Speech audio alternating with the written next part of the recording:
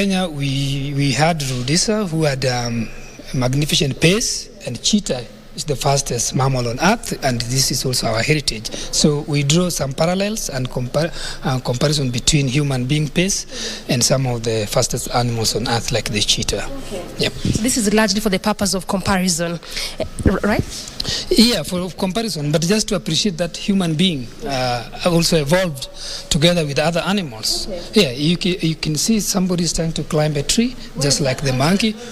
Particularly if you go to the coast, you'll see palm trees which grow very tall, 40, 50 meters high, and they scale it up, just like the monkeys. Right. And we use different technology to do that right now. But human beings evolved with these other mammals. So we are showing how these other mammals utilize the environment, climbing, running, and hopping on the trees. Same with human beings. I hear you.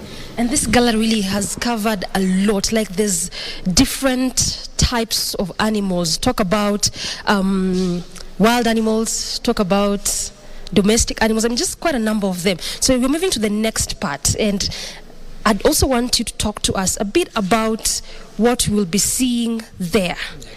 Next. Call it the next. Yeah. Evolution. Yeah. Evolution, that is the process that shapes our forms, that shapes how we behave, and how we look at what we like most, what is fundamental as eating is one of it. Movement that we have just seen, eating is one of them. So gorilla, which is next to me right here, is a close relative to human beings. And gorilla eats foliage, eats a lot of fruits, and they grow very big. You can see the size of the jaw compared to us. And then next to it is an elephant. So in the race of survival for the fittest. So this is an elephant? Yeah, this is the skull of an elephant. Right. Next to me is an elephant that went extinct called the Elephas reki. And then the precursor, you can call it its child or a descendant. Ascendant is the elephant that we have today, the Loxodonta. Their teeth are completely different. Reki used to live in a very savanna grassland and required a millstone kind of teeth to grind and process the food.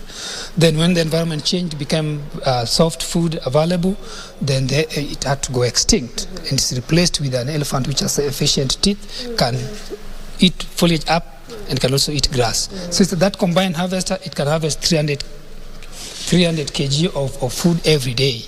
And survive, and that's why we have got a lot of elephants, save for people who are killing it. But without killing by the people, the elephant would still be roaming everywhere, even close to our city, because they have a very efficient system of harvesting food and processing for itself. Reki went extinct because the kind of teeth it had was not very efficient with the changed environment. So the environment changes, it requires you to change. If you don't change, you are not fit enough to go forward, and then you have to be replaced by more efficient and successful groups. And I just also heard you say that we are close with the gorilla in terms of relations, as you're explaining to us what we have there. Nonetheless, you're moving to a different part. What do we have here? What is this? Same. The evolution is driven by changes in environment. We have pigs. And of course, many people do eat pigs across the world.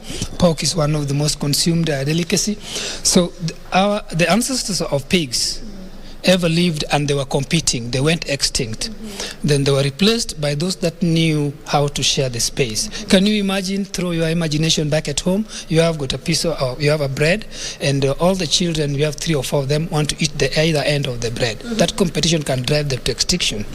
But if they can share, some can eat the slices that are in between, others can eat the other ends, then they share it amicably. Each one of them will go home, will go out filled up. So the 3 pigs are relatives that have shared different parts of our environment. We have got the bush pig that lives in a bushy area, and we have got the warthog, which is found in savanna, open savanna, and then we have got the giant forest hog, which is found deep in the forest. So they have shared the space in a way that they don't compete, and avoiding the traps of stiff competition that so the ancestors go extinct. So here I'm showing how ancestors competed and then went extinct. They're replaced by more efficient They are not competing, but they have shared the environment in a way that they don't have a stiff competition. Well said, Daktari. Okay, before we go to the next part, I want us to come to the centerpiece. This is where are we seeing like the big five, or you know what to call the big five in our country? I just want you to explain to us, first of all, why we have this particular select at the centerpiece in this gallery that we call the Hall of Mammals, and what this does represent. This centerpiece has got three aspects, and I will explain first two. And the one that's very important for us, the first president of the nation, Jomo Kenyatta, assigned 24-hour-round security to an elephant back in Marsabit.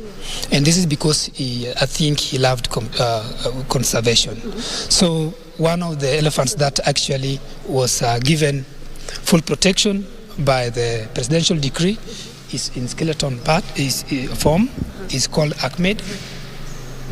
Ahmed. So we wanted to show how the leadership of the country can take charge of conservation and protection of our heritage. And I think that has to be at the center of our thoughts, because we get resources from central government. The next bit of it is how our world has changed, but human beings are at the center of it. Look at the scale and the size, the sheer size of these animals compared to our size if you view yourself in the mix. But at the terrace, each one of them talks about how things have changed. Up there we have... So it's largely the history, just looking at where we were coming from, evolution. Yes, evolutionary history, as well as political, what you can call political history, if you like, because I'm bringing in the presidents coming at the center of protection of heritage. And at the same time, we are comparing animals that we are seeing today as our heritage to those that went extinct, just like the one that probably you may not be able to see. Yeah. But also we are showing the awe of sheer size of how mammals have evolved. Very long, almost... The giraffe. The giraffe. So the tallest. The giraffe. And next to it, it's you can call it a short-necked giraffe, but it's called okapi. We see that. Okapi. That's called what? And evolution. Okapi. And okapi. Okapi. Yes.